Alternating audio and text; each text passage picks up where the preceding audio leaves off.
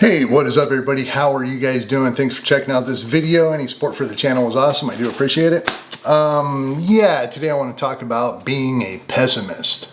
I've kind of recently come to the conclusion that I'm a pessimist. I really focus on the negatives. And I don't really think it's a bad thing. It's just the other side of looking at things. It could very easily come to the same conclusion in many cases. It's just two different ways of looking at things and kind of going about your life as well. I can contribute it to all the way back into my childhood. Just certain ways I was raised to pay attention to the consequences of your choices. You know, and understand if you're going to do something wrong that you are going to be punished in a certain way, you know. And I even led that into when I wasn't so good of a person when I was younger, which I've already paid my dues on.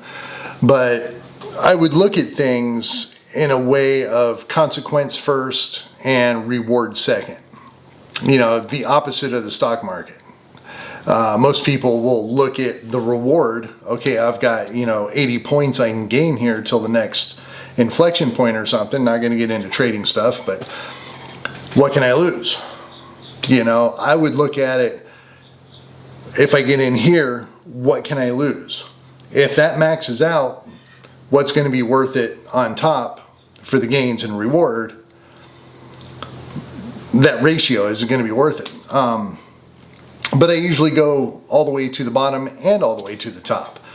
So when it comes to like life, just watching the news, I've gotten enough information from enough different resources to know, okay, when I see Putin talk about something, I'm pretty sure this is what it means. So there's a certain reality to things that when you start putting all these pieces together, that you realize this is a reality and you accept that negative. And it's an important negative to know. Like nukes flying, like cyber attacks, like all this stuff. So I look at the negatives first, put a value on the negatives, and then think about the rewards and to see if it's worth it. It's not really all about risk reward, but I just kind of focus to the negative things because I believe in this world right now, these times that we're living in, the negatives are going to be the game changers. It ain't Trump's golden age. That may come at some point, but it's not going to be Trump's golden age. It's probably going to be Xi Jinping's golden age.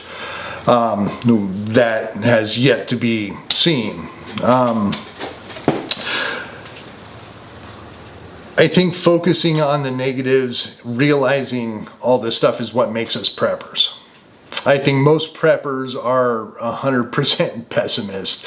Yes, there's going to be some out there. I see the videos, everybody's like, I'm an optimist, I'm happy-go-lucky, I'm just cheery. And there are some people that are just genuinely full of joy that are actually preppers. If you're into prepping at all, there is a certain level of pessimism in your blood. It has to be. Otherwise, you wouldn't be preparing for anything because everything's going to be good. So I've kind of accepted it as being a pessimist, proudly, because I realize the things that are bad in the world. I realize the negatives that are bad in the world. I realize the level of reality to fruition on a lot of these things. Some of them more than others. Are nukes going to fly? It's pretty low chance, but it's a possibility. Are cyber attacks going to come? Most likely soon. So yes, if I prepare for cyber attacks, the risk reward,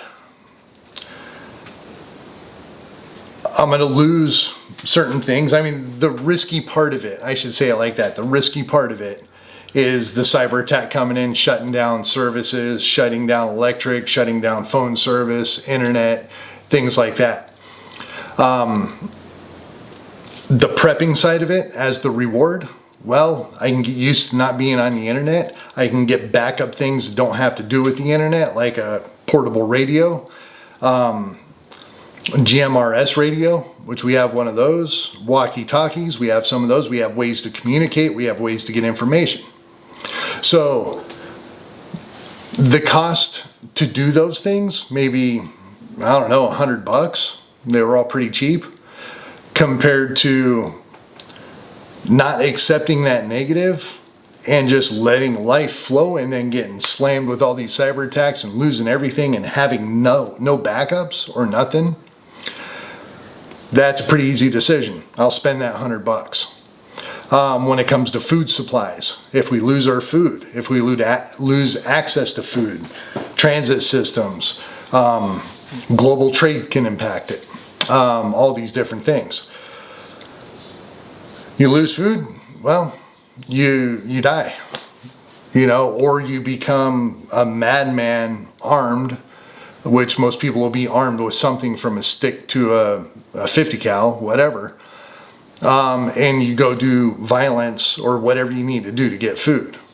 Or, on the prepping side of it, being a pessimist and looking at all that stuff, I can just buy some food and have some backup food. I think that's the easier choice than dealing with starving, having friends, family starve, whatever. So that's kind of the risk reward. I know it's not a direct thing to the stock market, it's not a direct relation to the stock market, but that's kind of the risk reward. Pessimism versus optimism. I really focus on that. I don't think it's a bad thing. I don't think that it is a negative. Yeah, I mean, if somebody says you're a pessimist, it's like, oh, I guess I am. Yeah, whatever. No, I'm not. I'm an optimist. Nobody ever wants to admit to something like that. Like not many people want to admit to being an introvert.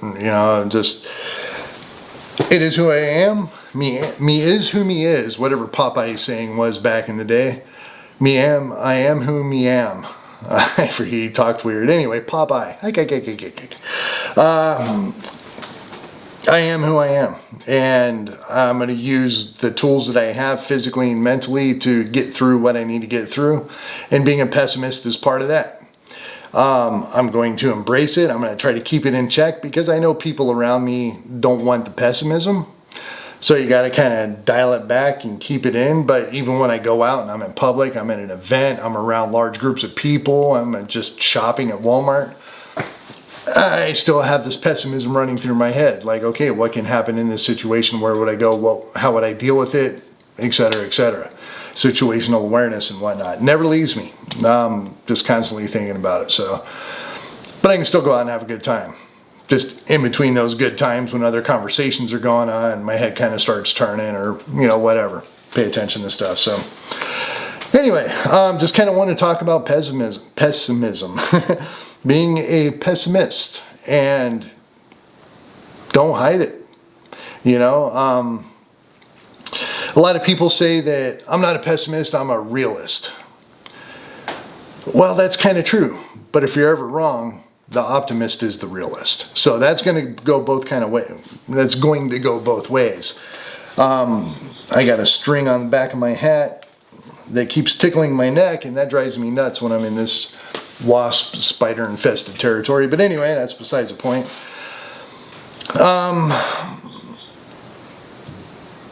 Embrace it and use it to your advantage, and pay attention to the things that are going on in the world. Pay attention to the things that can end your life. Pay attention to the things that can start a war, that could cause somebody to hit the button or do a whole large amount of things that can affect your life.